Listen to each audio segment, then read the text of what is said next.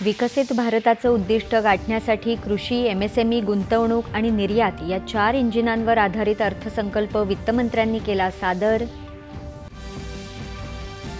मध्यम वर्गाला मोठा दिलासा. भांडवली उत्पन्नासारखे स्रोत वगळता 12 लाखांपर्यंतचं उत्पन्न करमुक्त. प्रमाणित मानक वजावटीची मर्यादाही 75,000पर्यंत वाढवली. 36 जीवनरक्षक औषधांना सीमाशुल्कातून वगळलं. 12 महत्त्वपूर्ण खनिजांसह चर्मोद्योग, मत्स्योद्योग, रेल्वे उद्योगांनाही करातून सूट.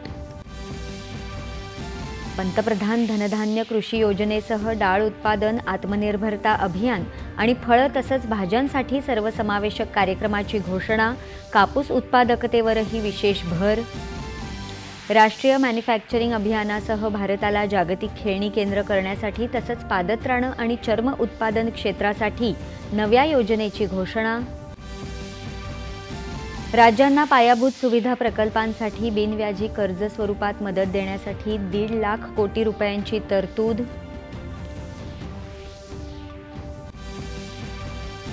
विमा क्षेत्रात थेट परदेशी गुंतवणुकीची मर्यादा 74% 100% वाढवली. हप्त्यांची संपूर्ण गुंतवणूक भारतात करणाऱ्या विमा कंपन्यांनाच मिळणार लाभ. आणि महाराष्ट्रात मेट्रो, हायस्पीड रेल्वे, आर्थिक क्लस्टर, नदी संवर्धन अशा प्रकल्पांसाठी अर्थसंकल्पात भरीव तरतूद असल्याची देवेंद्र फडणवीस यांची माहिती.